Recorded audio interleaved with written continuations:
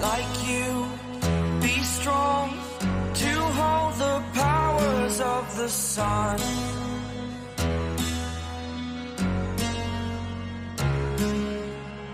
To dream, believe in strength. Now I'm the only one, only one.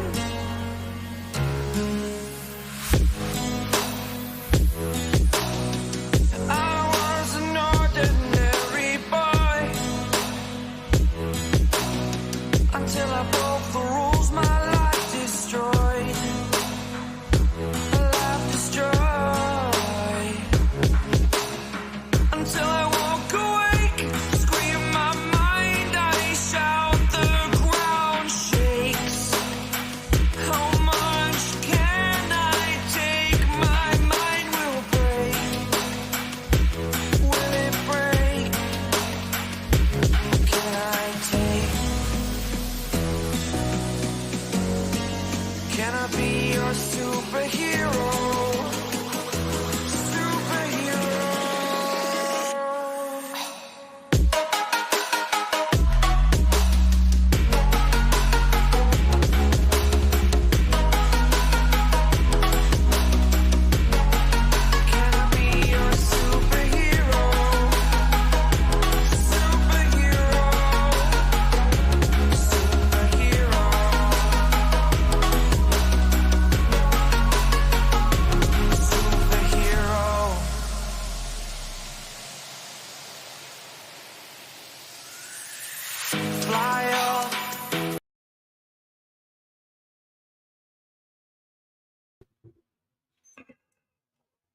All right, welcome. My name is 12 Gauge. Welcome to my channel. If this is your first time here, I hope that you enjoy what you hear here, what you see here. You know, this is my second live on this Idaho Massacre. It's a podcast that I was listening to on my vacation and I enjoyed it a lot. I will be giving commentary on it. It is based on different variations of the case and it's being explained by different people and different aspects. I'm not going to really focus on the evidentiary part, but based on just what I'm hearing and discuss a little bit of what my knowledge is on the case because I have been doing this. I have been following it since the murders. I just haven't had my channel very long, probably about 6 months. So, without further ado, let's go ahead and get started with this.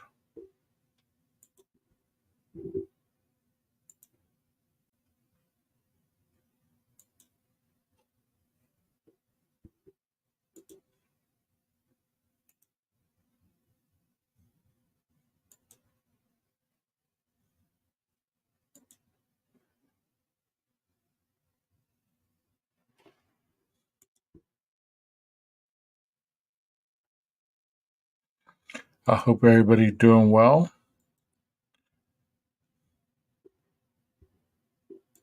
Let's go ahead and begin. Account, and it's so well written, and hearing you speak about it now, I can't imagine the level of emotional regulation a human would have to be in the car with your own parent, knowing that the police are looking for you, the world is looking for you, and your car has been identified. And until the trial, I'd like to think that When the Night Comes Falling is the best source of information to what really happened.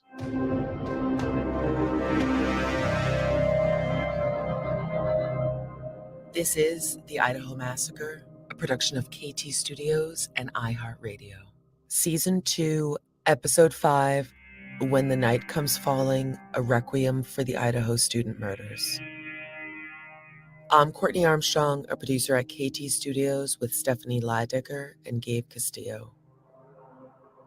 With the gag order firmly in place, reporting and fact-finding has been difficult and often non-traditional. But even given those restraints, a pivotal new book has emerged, written by Howard Bloom. The Kirkus Review says it, quote, thoughtfully probes into the motives of key players in this intriguing yet profoundly unsettling story. The book shares the months leading up to the murders of Xana Kernodle, her boyfriend Ethan Chapin, Madison Mogan, and Kaylee Gonzalez. Bone-chilling Brian Koberger details emerge. Did the accused killer of the 4 University of Idaho students have a deadly obsession with one of the victims? Chilling revelations about the murders are detailed in When the Night Comes Falling. Stephanie and I sat down with Howard Bloom to discuss his book, which just came out on June 25th. I thought this interview was very well done. It was very well stated, and just because I agree with the interview being well done does not necessarily mean that I agree with everything that's being stated or any of that. This is not to prove guilt or innocence, it's just to discuss a case that's enthralled us all. We started out by asking him to provide a bit of context to his career. When I finished graduate school at Stanford, I came out and worked at the Village Voice for a little bit. And then I was hired by the New York Times, and I was there for about 12 years, 12 and a half years as an investigative reporter, was nominated for 2 Pulitzers by the Times and won a lot of awards. And then I went on and I've done 16 books, many bestsellers, wrote for Vanity Fair for a couple of decades, and won magazine awards. And so I've been doing this, knocking on doors, trying to put together stories, trying to get readers interested in what I hope are compelling, true narratives. How did you land on the title? It was an intriguing title. Well, When the Night Comes Falling, I'm a big Bob Dylan fan. When the Night Comes Falling from the Sky is a Bob Dylan song that always sort of plays in my head. And you're in a dark night in Moscow. I remember walking the streets of Moscow, walking right down King Road. And I was sort of struck by that song. I could hear that song sort of playing in my head. And this individual had the luxury to be in Moscow before the gag order, so he was allowed to go around there and talk to individuals and get insight on people's stories and their understanding of how things went on. Um,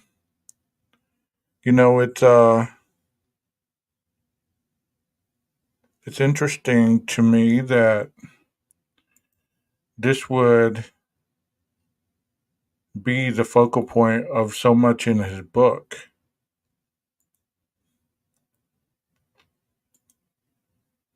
Letters burning in the fireplace, and when the night comes falling from the sky. And I thought, well, falling from the sky is a little too much, so just when the night comes falling. I remember being out in front of the murder house not long after it happened, and they just walled it up, put a plywood wall in front of it. I was thinking to myself, well, was that to keep people from breaking in, or was that to keep the demons inside, to lock it up? And then suddenly I'm caught in a cone of light from nowhere. It startles me. And I figured, well, it's like when the night comes falling. And the cone of light was from a security car that had been parked catty corner. It was black and the night was dark to the murder house. And they were just checking on me. An officer called out, "Be careful, it's icy out there." And I said, "Thank you, officer." And I went on my way. But that sort of being surprised out there, I could almost imagine what it's like to be awoken in from your sleep in that house, have someone say, "There's someone here," and then you feel like the night comes falling from the sky. Can you? That statement in itself it's kind of baffled me over time.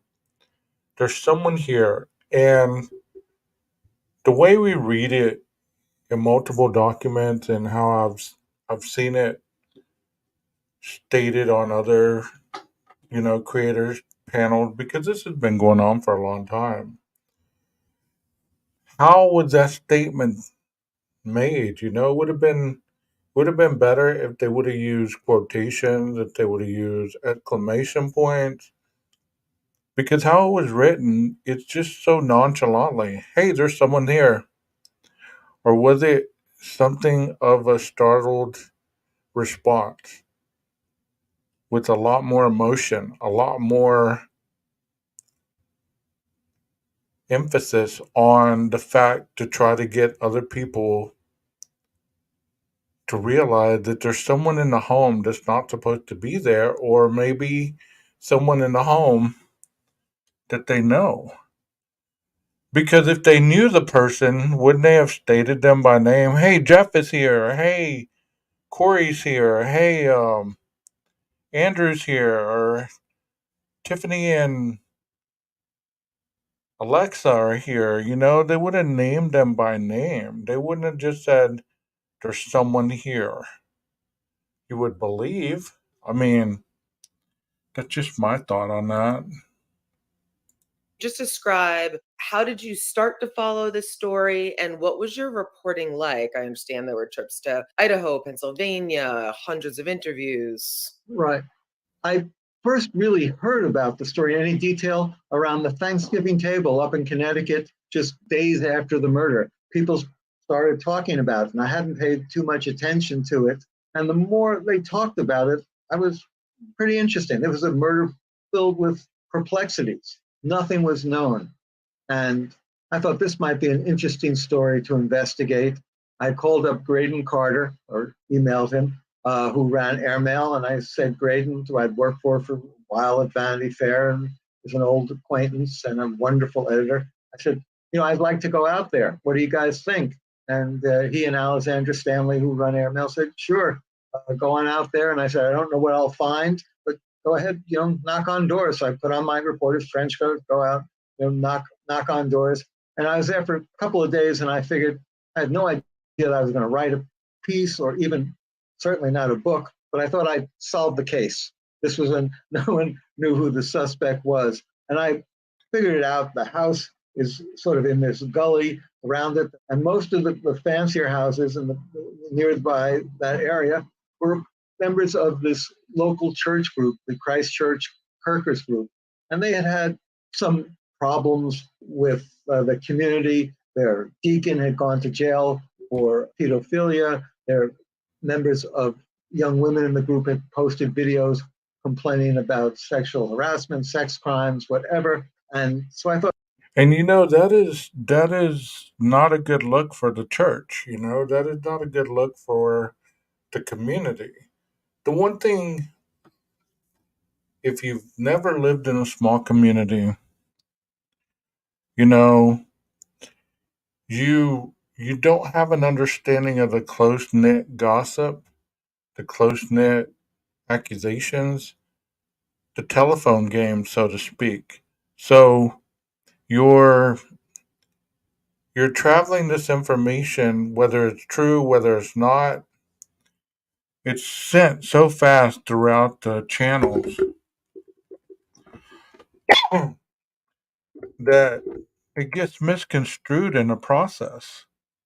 It could be very well factual, but by the time it gets to the person that it's meant to get to, it's been misconstrued, it's been twisted, people's opinions have been put in there, their understanding of what's being said is misconstrued, everything. but well, maybe someone from this group was involved. Maybe it was of a sexual nature. So I try to track down the minister, Doug Wilson, of the group, and he's not returning my calls. So intrepidly, I go to the church parking lot and I corner him, and he's very gracious. He's a very charismatic, a wonderfully articulate man. I disagree with everything he says, but he's a very impressive figure, and he very graciously invites me into his office, and he's talking to me. We're sitting, almost catty corner in a room, and he's telling me the problems that they're having in the town with the local officials. He talks about a war with the police because of COVID restrictions, et cetera, et cetera. And I suddenly realize I'm trying to solve this case, and I'm in a room with this man, as gracious as he is. He hasn't been vaccinated. It's the height of the pandemic, and there are no windows. And 2 days later, I didn't solve the case, but I was stuck in Moscow with COVID. So that was my introduction to all this. Then on my second trip, though, I began to investigate more, and trips to Pennsylvania and to Washington State. And I realized there was a compelling story here. And I started writing the pieces for Airmail. I eventually wrote 7 pieces. What I thought was, is there a book here? Is there a larger story to tell? There, everyone realizes there hasn't been a trial, but was there a story with a beginning, a middle, and an end? I realized there was very much. The identification, the hunting down, the solving of the mystery towards the suspect Koberger is a fascinating story, as well as the story of the individuals involved.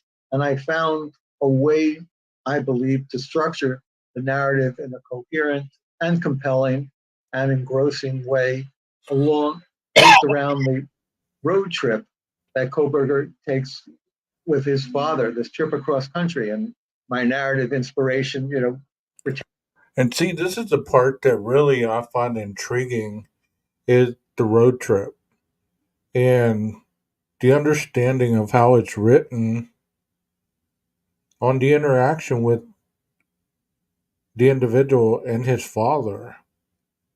It's like, okay, what has gone on between these two? Because you don't hear a lot about that. You hear glimpses, you hear stories about situations early on, how the issues that the individual that's in jail right now, how he struggled with addiction and how he struggled with, going to rehab and everything like that. Um, how he overcame those things, but still had a turbulent relationship with his father, it appeared. I could be wrong. Pretentiously, was the Odyssey, this long 10-year journey by Odysseus. Well, here I had just a 5-day journey, but it was to me rather compelling as Brian and his father make this cross-country trip, and hanging over the entire journey is the father coming to terms in his mind with whether or not, oh my gosh, could my son be actually involved in the murder of these 4 young people? That to me was a dramatic moment, and I use that to go back and forth in time to tell this tale. Would that be a thought that a father would have about their son unless they had a history of situation that would lead to uncertainty in their relationship? And this is what I've asked all along is, to have this uncertainty with your father, there has to be moments where the trust has been broken. The trust had to have been broken at some point in order to have this uncertainty for his father to say, could my son have been involved in this? Of all the people to think possibly could have been involved in this, what would have made you feel that your son was one of them or was the only one? That's what's so scary is a father's intuition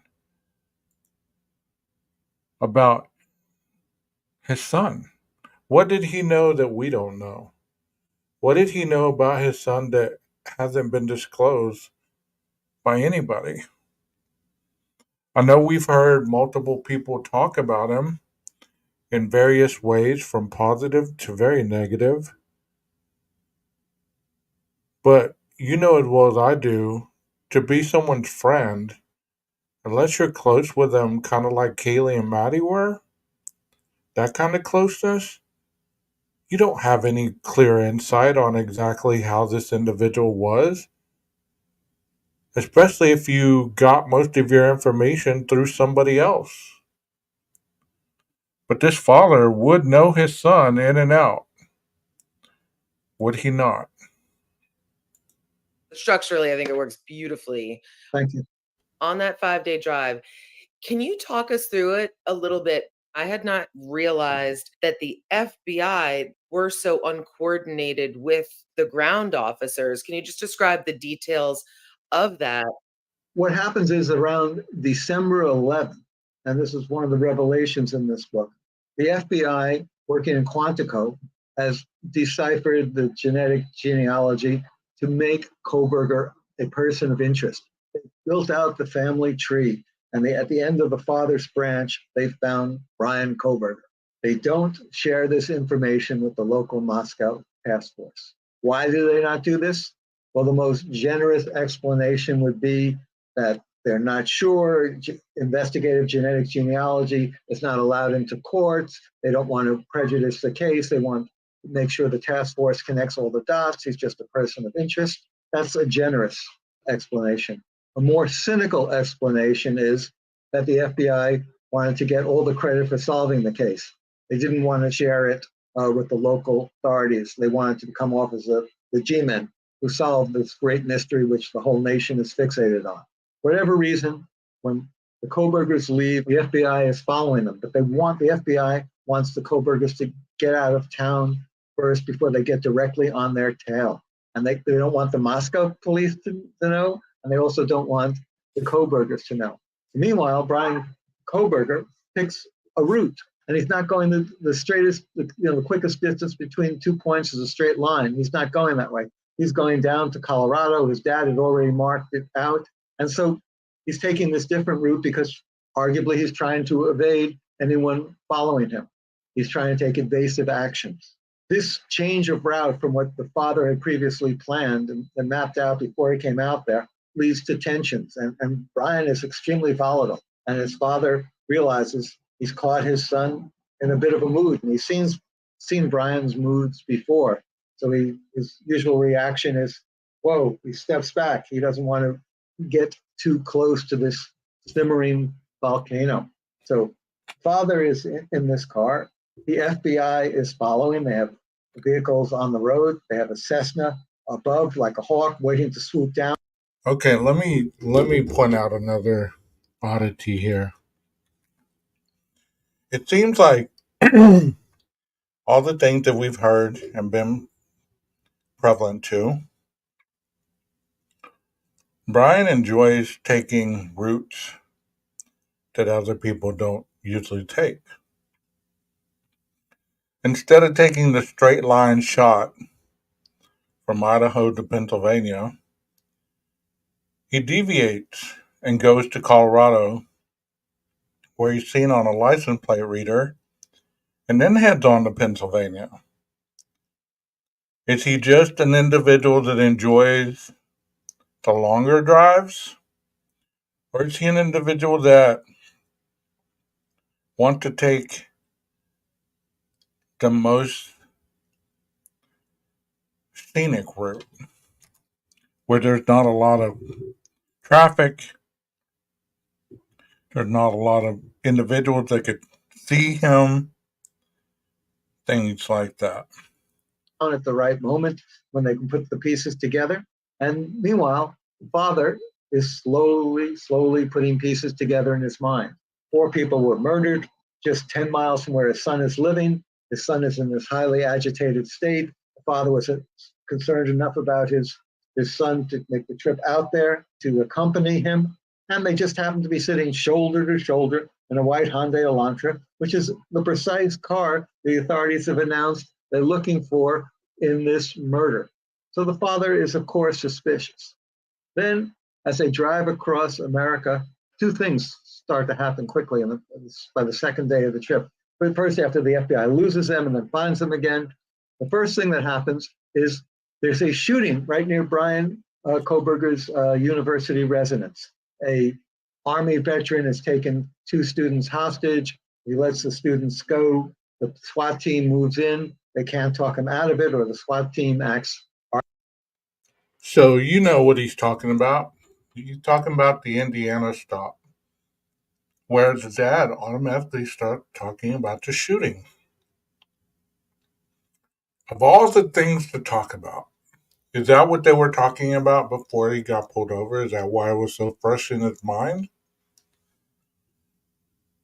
Why would you, not why, what would make you automatically start talking about something like that?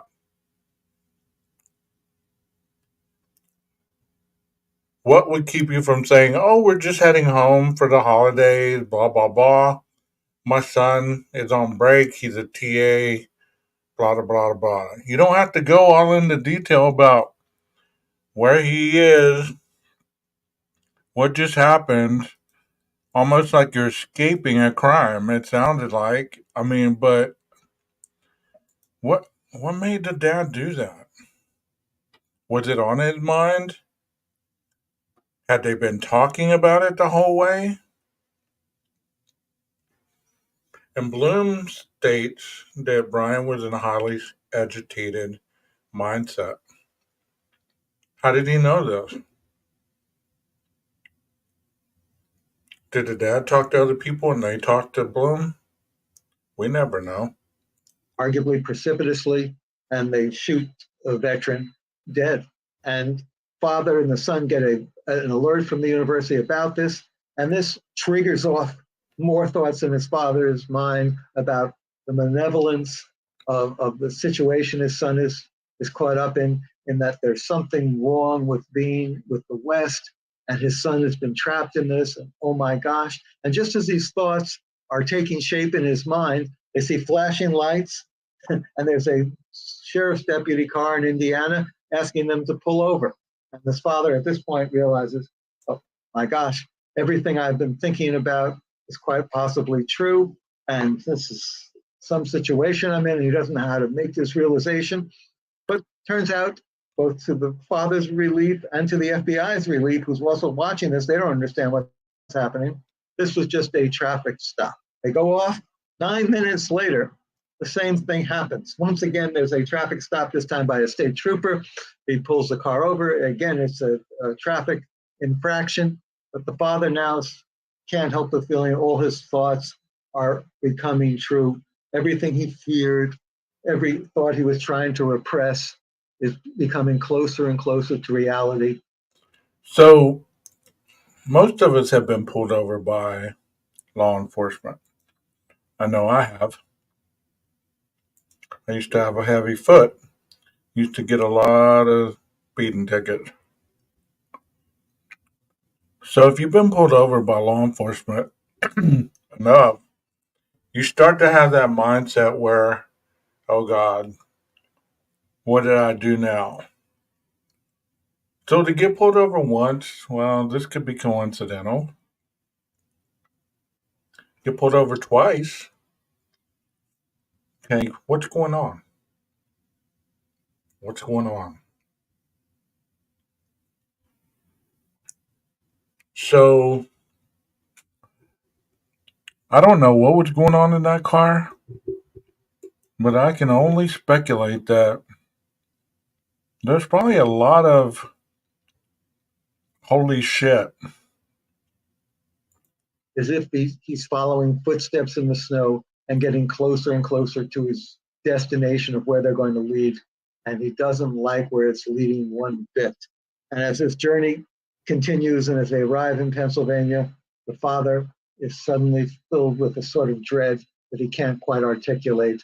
But at the same moment, he knows what has happened. It's such a harrowing account, and it's so well written, and hearing you speak about it now, it gets me so queasy. I can't imagine the level of emotional regulation a human would have to be in the car with your own parent, knowing that the police are looking for you, the world is looking for you, your car has been identified, and you're with somebody who knows you well. How do you keep that together? And we too. Well, that's a very good thought that people have not really touched on is how could Brian have not known that they were looking for a white Elantra? How could he have not known? The whole world knew. And I'm sure people were like, hey, bro, you drive a white Elantra. Where were you that night? I'm sure he got that more than once, especially from his students. You don't think once the tips started coming in about the white Elantra, you don't think any of his students were smart enough to say, hey, my TA has a white Elantra and he's creepy and he's weird and he has, you know, he's really moody and this and that and the other. But those are, that's how my mind goes. I keep going and keep going and keep going with the situation. I just don't stop at the first part that would make sense to doubt something. I just keep going to try to figure it all out. Not that I'm trying to figure out this case, but think about that. You have a TA and you know what he drives because you hate him because of how he acts. So you don't think these students are looking out for his vehicle? You don't think that these students are vigilant about what's going on in of UI, University of Idaho? You don't think that they're vigilant and speak and talk to each other about certain things?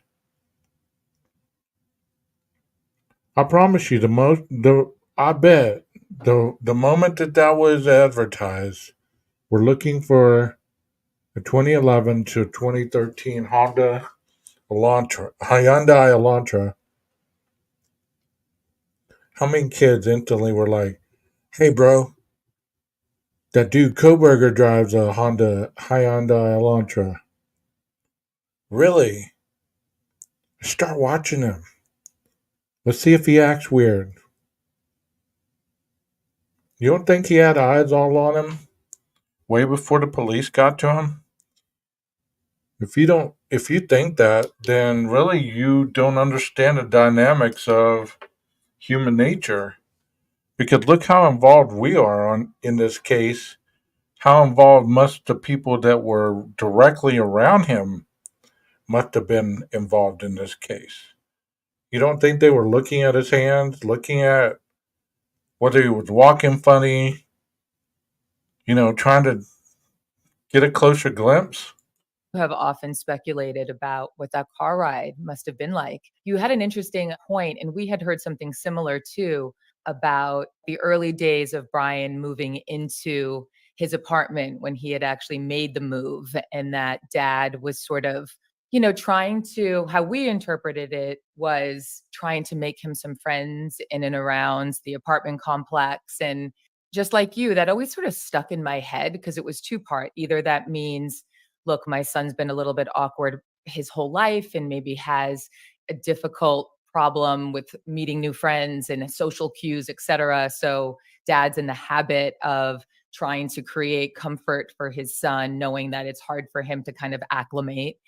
That's sort of touching and it kind of hurts to hear. Or does that also point to, I knew something was really seriously, dreadfully wrong with my son, and we're hoping for the best here, and he's off to the races, and I'm going to try my best, but he's a grown man. Where do you put that? Yeah, it's sort of a little of both. I mean, you're right on. I agree with you very much. I mean, the father, 68 years old, money is tight in the family. He's a janitor.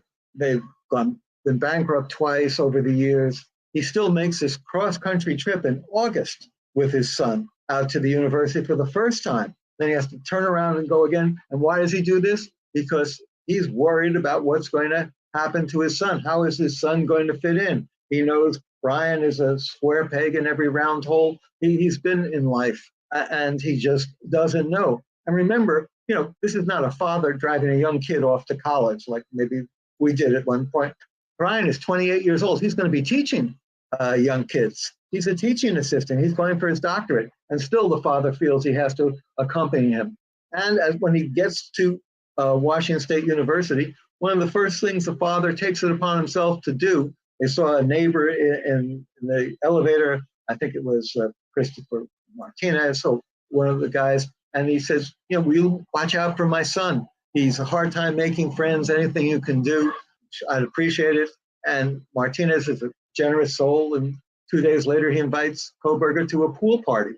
And this is Koberger's first entrance into the pool party. Takes place in Moscow at a complex called, I think, the Grove in Moscow. And Brian goes to this pool party. And what happens at the pool party? I interviewed many of the people at the pool party. It's also sort of interesting. I mean, this is sort of news that hasn't been reported too. It sets the scene for part of who Brian is and why a book like this can come out now before a trial, because I like to think I'm giving the readers insight into the characters in this story. Brian goes to this party. He's sitting on the edge of the pool talking to one of the guys, and he sees these two young women, attractive women. They're in black two-piece bathing suits, And he goes up to one of them and just picks himself up without saying a word to the guy he's talking to, goes up and asks for her phone number. And he gets it. Then, without almost breaking stride, he goes to her friend and asks her, this is for her phone number. And he gets it too. And the guy who's watching him says, well, this guy's a player. He's a pretty cool dude. And Brian comes back and just leaves the party. I spoke with the two women involved. He never calls them. However, after his arrest, they began to rethink the events, and they realized they were getting a lot of hang-up calls in the weeks following their giving their phone number to Brian at the party, and they hypothesized that perhaps this was Brian calling them but not having the nerve to initiate the conversation. And that's sort of the metaphor for the state he was in. He had taken himself so far. He had made this journey from this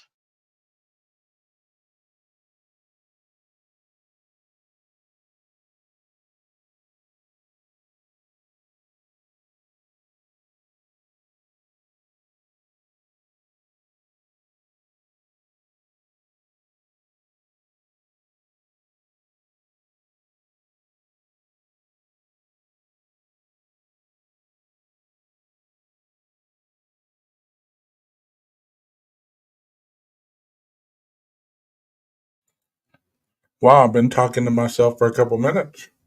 My mic was muted. I want to talk about this. So, he gets these numbers. What makes him not call? Supposedly he didn't call.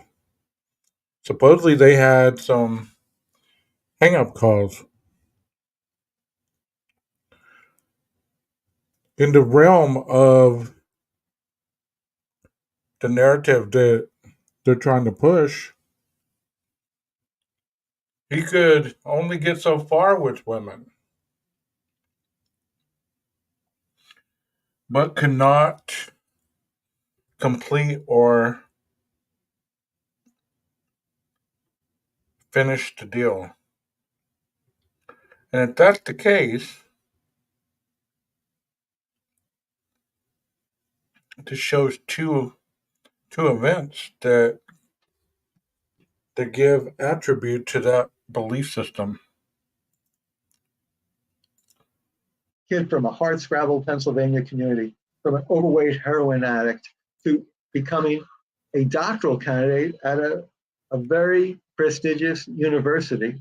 And he had turned his body into a fortress. He had greased his hair. He was looking, good. He was in shape, hanging out at the pool, and yet he couldn't go to the next step of integrating his life into that of a normal 28-year-old, a normal guy who wanted to just meet people and have friends and have a social life. It was just an impossibility for him.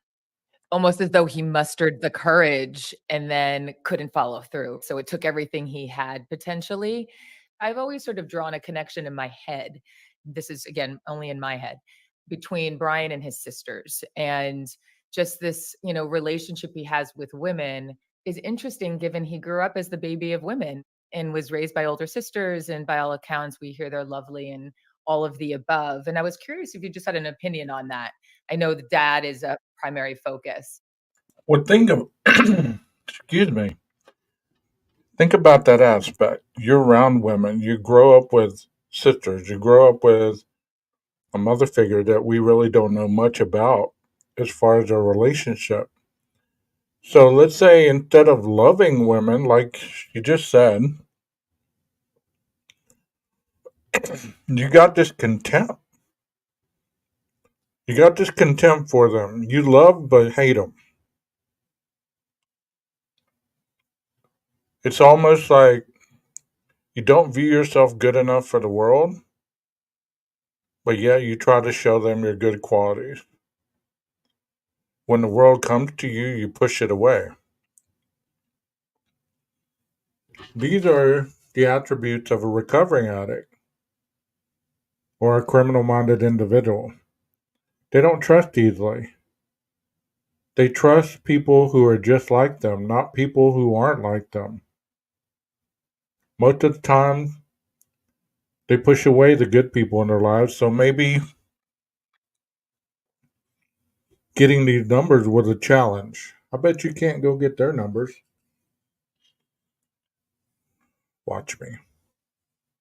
Not only do I get one, I get two. But yet, the old thoughts creep in. The old feelings, the old behaviors, the old history. Maybe he's not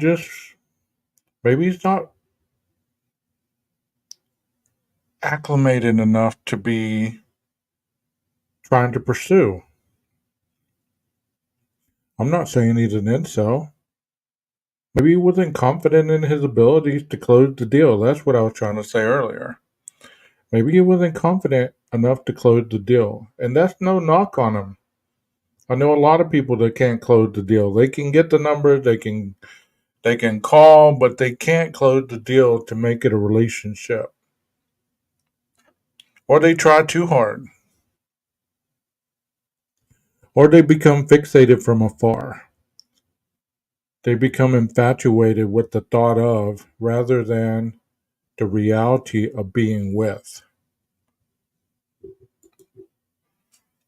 One of his sisters, who's a family psychologist, plays an interesting role in all this.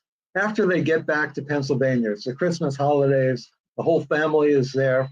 And I describe as the sister, the psychologist, sees a couple of things that give her pause.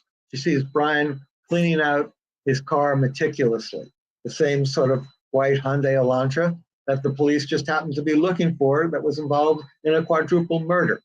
Then she sees Brian sorting his garbage, his personal garbage, into plastic Ziploc bags, walking out of the house, going down the hill, not to the family's garbage pails, but to the neighbor's garbage pails and putting them in.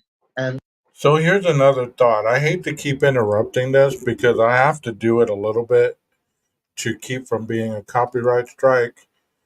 So I hope you understand. But here's another nugget. You have a sister who's a professional. Not only any professional, she works with the mind. So she sees behaviors in her brother that just shout out red flags, okay? I'm sure she's heard of the murders because dad probably heard about the murders because that's where son lives, not far from there. So she's probably been following the case and she probably heard about the white Elantra and is like, oh my God, my brother has a white Elantra. But thank God it's not the year they're looking for. But still, he comes home and is displaying all these weird behaviors, sorting out his garbage in Ziploc bags, wearing gloves everywhere, all this stuff. You can't tell me that the sister would not be questioning whether or not he was capable of doing this. Here's another person who's close enough to the individual to know without a reasonable doubt whether they could or could not do this. The dad is one, the sister is one. It wouldn't be hearsay. She grew up with him. She knows his inner thoughts. And not only does she probably know him, she's probably smart enough to dissect him.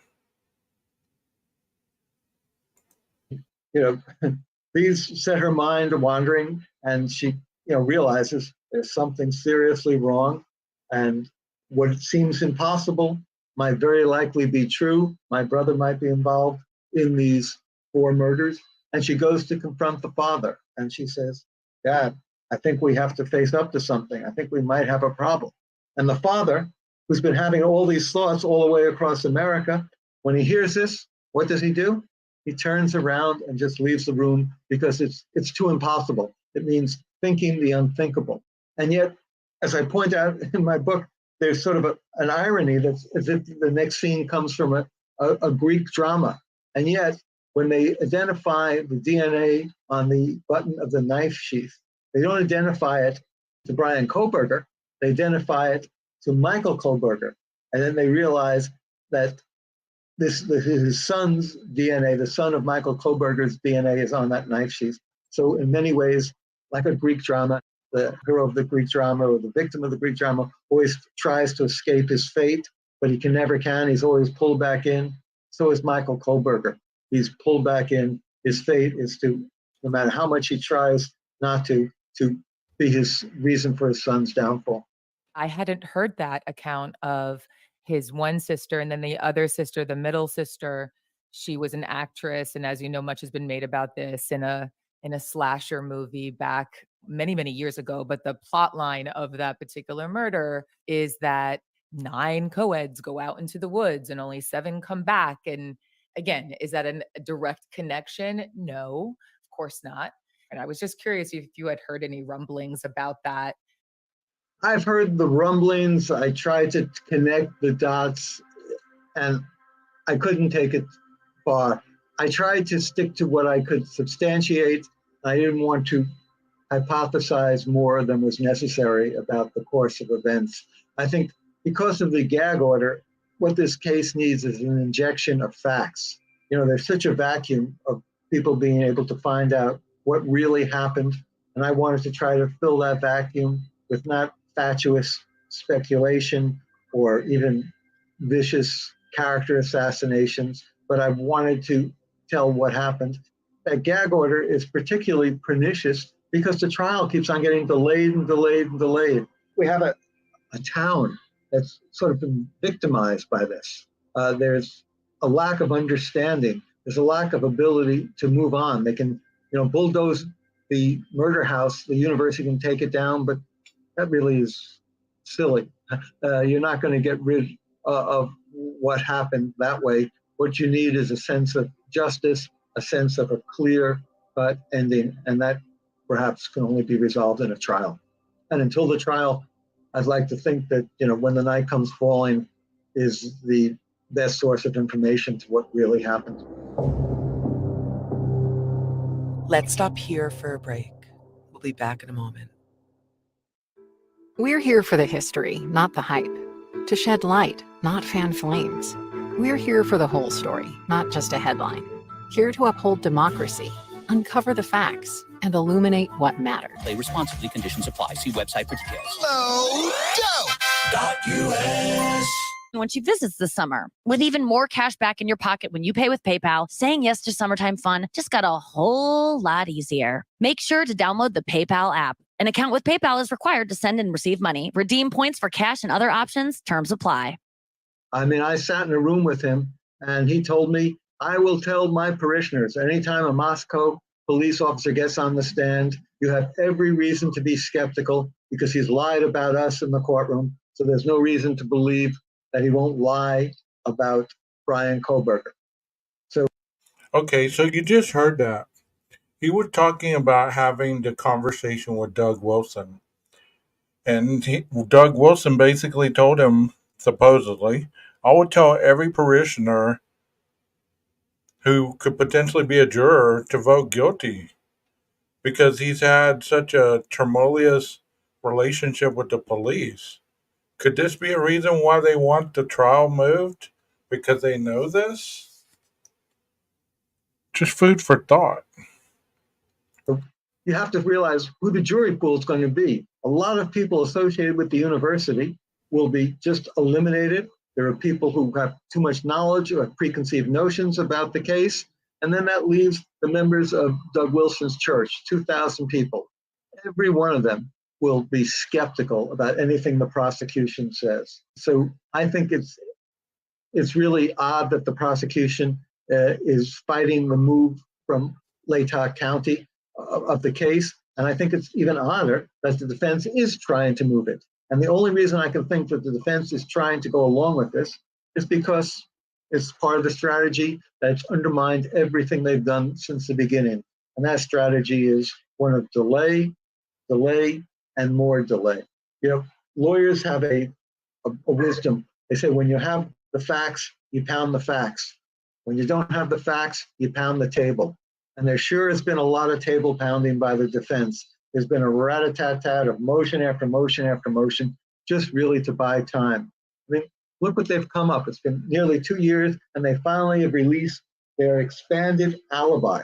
The alibi, what does it turn out to be, as we all know? Well, at 4 a.m. on a freezing night, Brian Kohlberg was out by himself in this wilderness park where there were no witnesses, of course, except the animals, no cell towers, and he was staring on this frosty night at the stars in the freezing cold. Just happened when the murders occurred.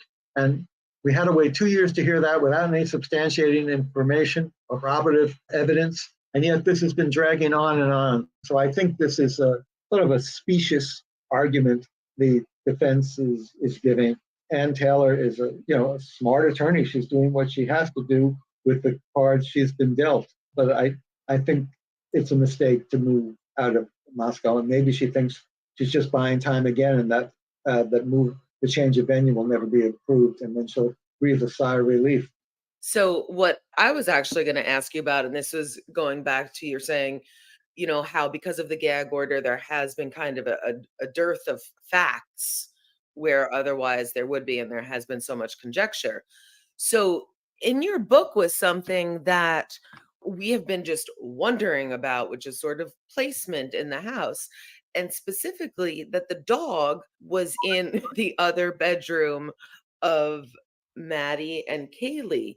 Either I missed it or we couldn't find it in the affidavit. So I'm just curious, how did those facts come to clarity, if you can share? According to law enforcement, I think it's been pretty well established that the dog Murphy, he was in Kaylee's bedroom, and Kaylee was in with Maddie, and that's why they left him in there. And the dog is howling ferociously. I mean, it's as if he can smell the blood, and he's in a state, you can hear it on some of the surveillance tapes, the dog just, barking wildly. It's horrific to listen to. All these moments are extremely dramatic, and I try to do justice to them without exploiting them in the book. And it's a delicate balance because the scenes are so gripping and yet so sad. And while there is a TV series going to be made for my book, you don't want to exploit it. You don't want to exploit the drama, but you want to do it in a factual way that conveys to people the horror of it. So it's a thin line and a delicate balance and a challenge for a writer and a reporter. I thought it was so well executed in that regard. And to Courtney's point, always imagined for ourselves, like, what was the order that night and who was happening upon whom and why? And, were they eating takeout? And, how dogs get around takeout, they get kind of ferocious and they want food. So you put them in the other room, or was the dog in the room? Maddie Mogan working at the restaurant. We had sort of always heard that and thought that that was a potential connection. And obviously, as you know, Xana worked there as well at the Mad Greek. And then we were never able to substantiate that. So is that the connective tissue? That's a pretty big bombshell. Yeah, as I've been able to put it together, Kohlberger would go to the Mad Greek. He saw Maddie there. There's no evidence, none, I want to emphasize this, that he ever even spoke a word to Maddie.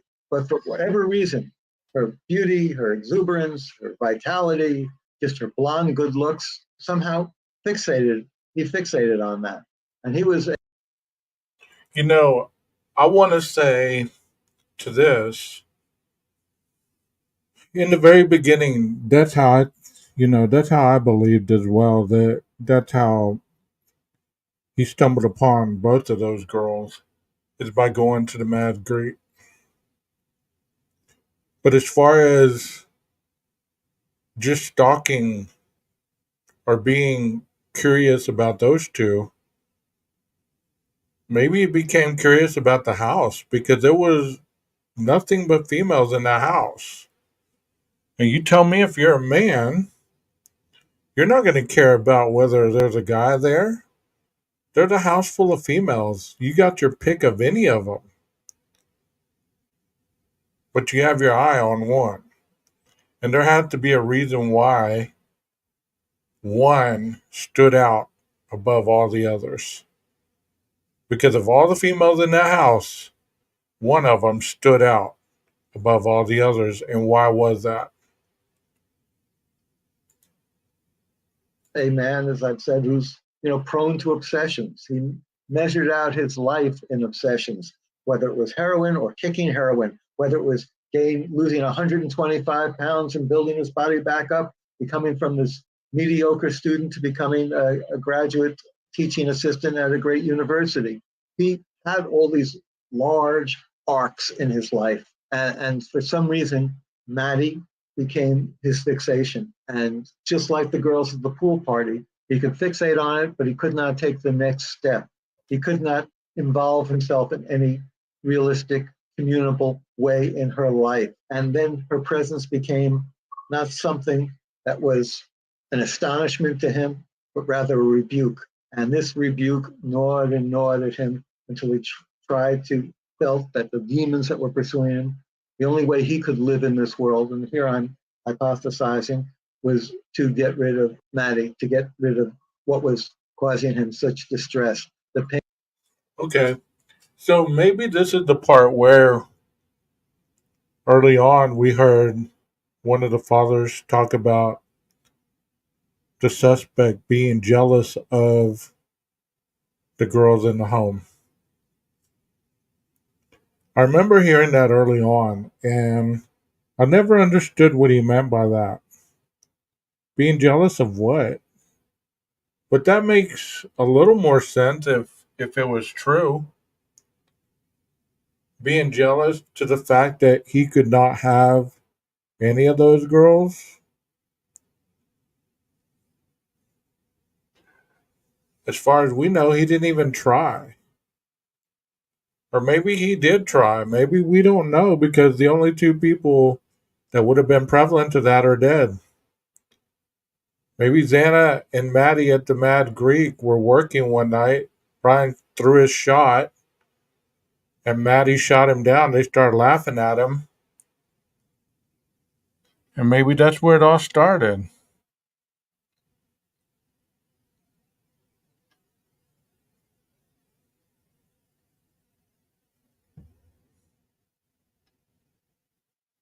You know? So they're just speculative. They're just speculating. But I mean, that's not beyond the realm of reality either, because how many times do you go out to eat? You've never seen your waitress ever anywhere. And you get a waitress who's vivacious, she's friendly, she's outgoing, she's funny, she's laughing and joking. And to an individual who's not used to somebody being like that, as far as we know, because I can't speak for Brian, I can't. But let's just say that he stumbled upon an individual like this. It's not out of the realm to be attracted to Maddie, or to even be attracted to Xana, or Kaylee, or Dylan, or Bethany. So to say that that couldn't have been a driving force really is not very understandable, That there just had to be one that he was attracted to. There was 6 in the house.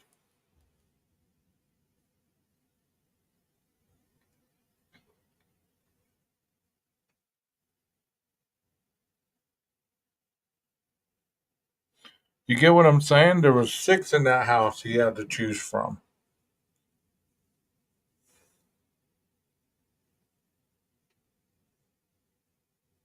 Well, actually 5, because the other person didn't live there.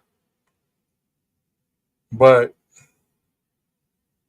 because that's another thing. Early on, they stated that the other roommate, the 6th roommate, was not there that night. And that's the only reason that she escaped the massacre, was that she was not there. And that was early on, like 2-3 days into it.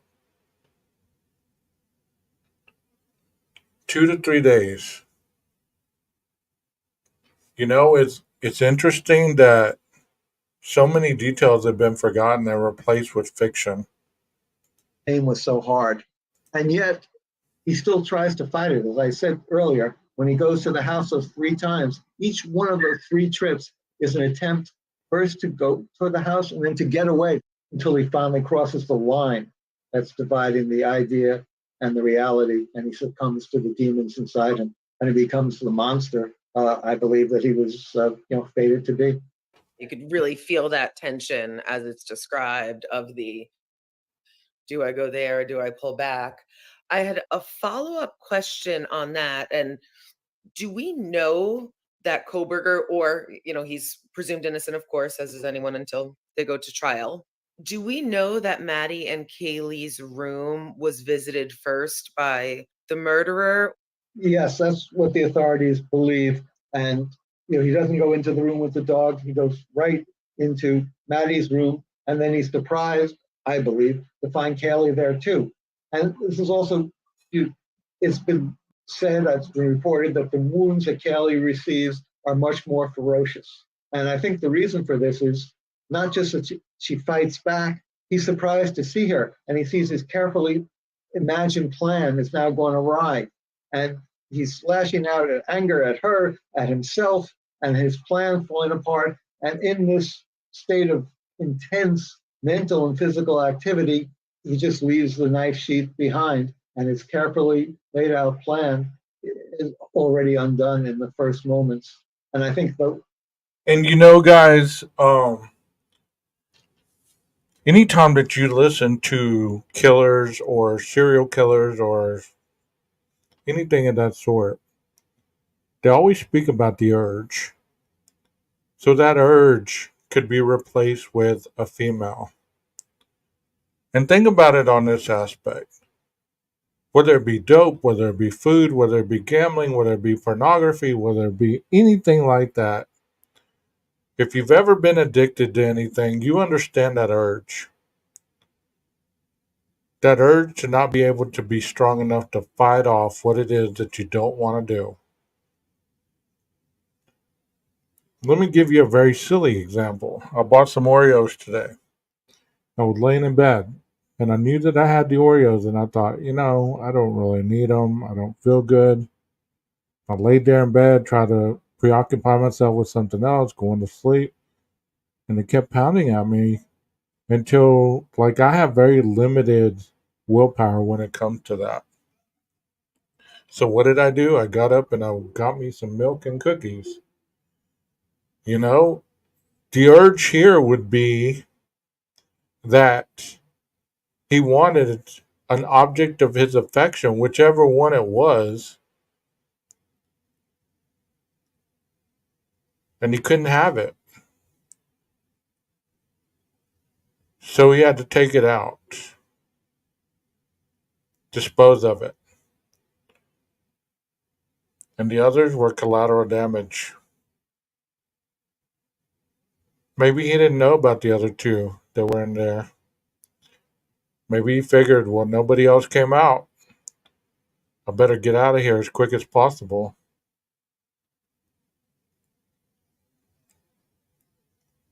Maybe that's why they're still alive.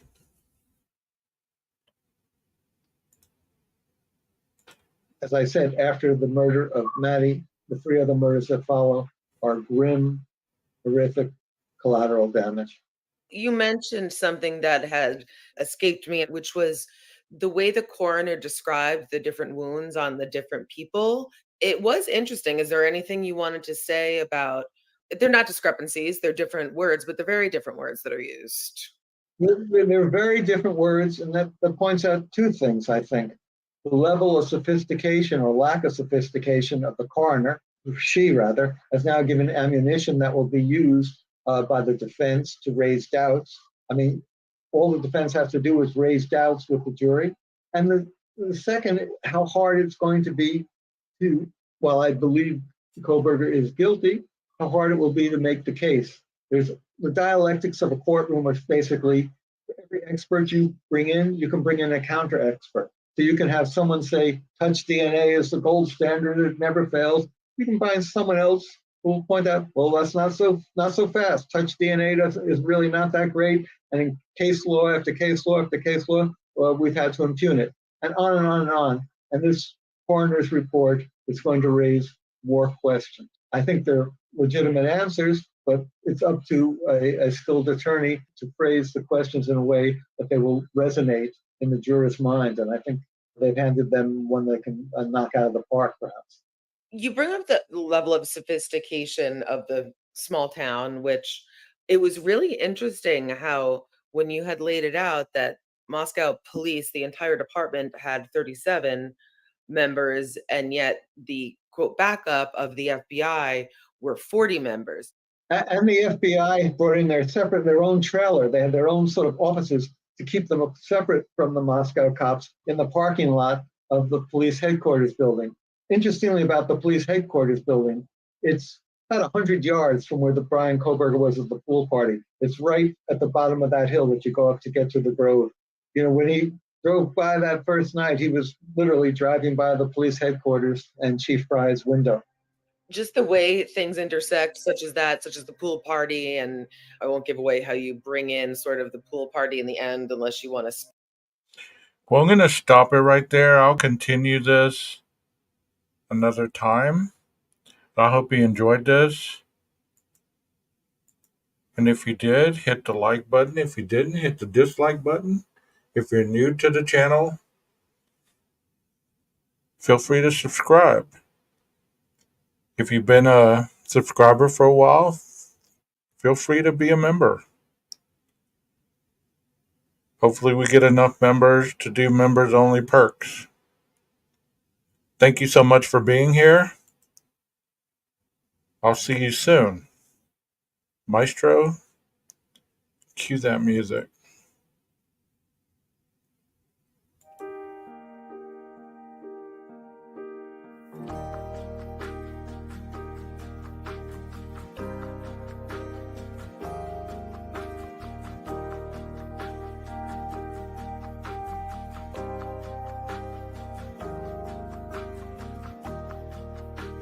When it's time to go, say so, and I'll know. When it's time to go.